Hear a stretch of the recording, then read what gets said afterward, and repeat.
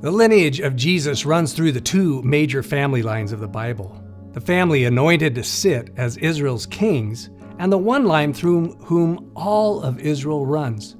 Matthew begins his genealogy of Jesus by noting that he is both David's son and Abraham's. Within these lines of kings and shepherds are a lot of lives with broken stories.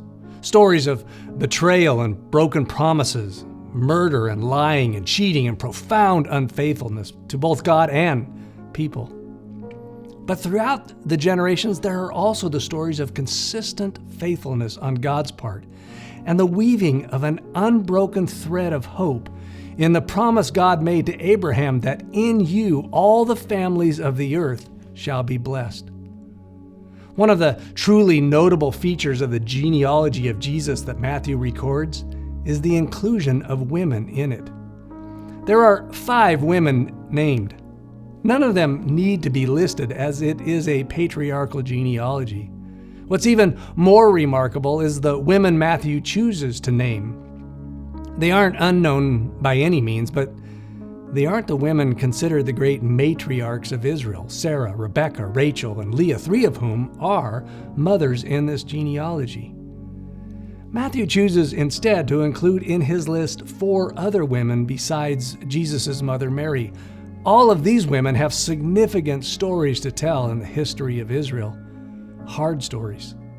But maybe that's at least part of the reason Matthew includes them. Maybe stories like theirs are named for the grace of God to enfold them into the larger story that is fully told in who Jesus is as Savior and Messiah.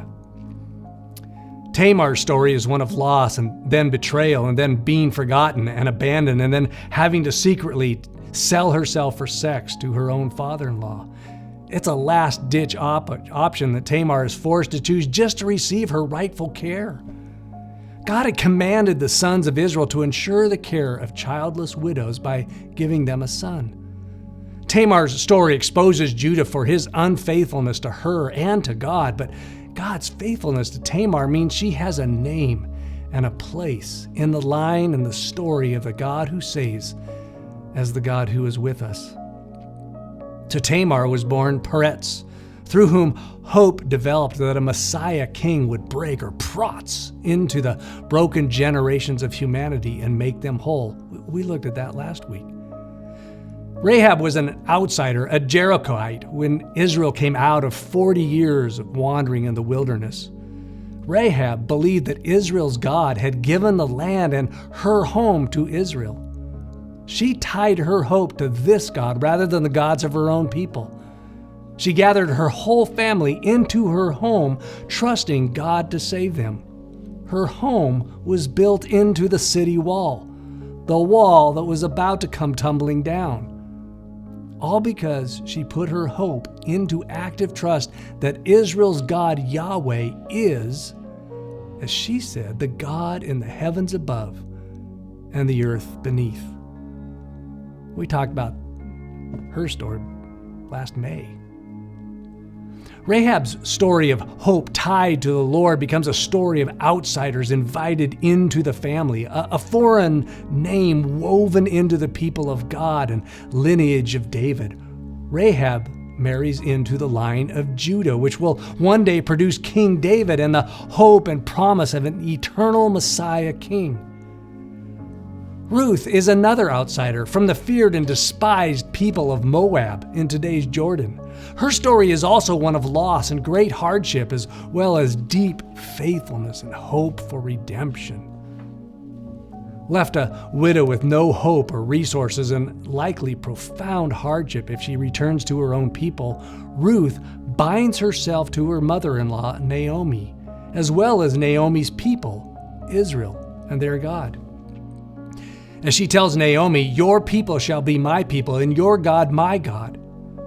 Ruth's story not only tells a story of mercy and compassion and a system of redemption that God established in the covenant He made with Israel. Hers is woven into the greater story of redeeming love which God began at creation and finds its fullness in Jesus. Ruth becomes the great-grandmother of David, through whom David promised eternal redemption. And finally, there is Bathsheba, although Matthew doesn't actually list her by name. Her story is highlighted even more by how he describes her, the wife of Uriah.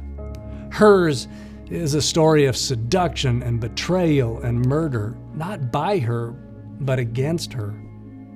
David, a king, provided for himself.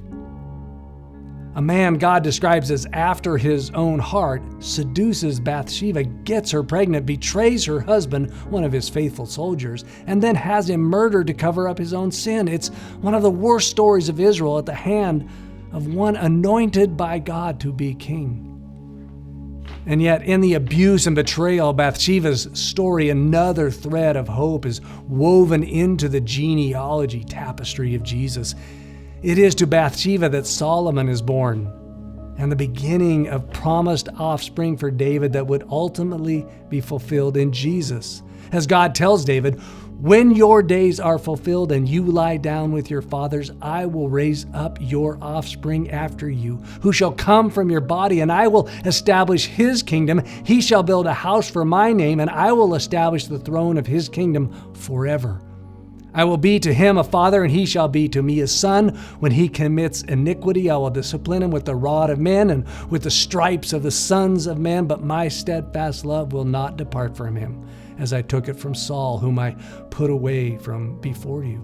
And your house and your kingdom shall be made sure forever before me. Your throne shall be established forever." So why does Matthew include the names of these women? Maybe it's because in naming them, he brings to mind their stories in light of who Jesus is.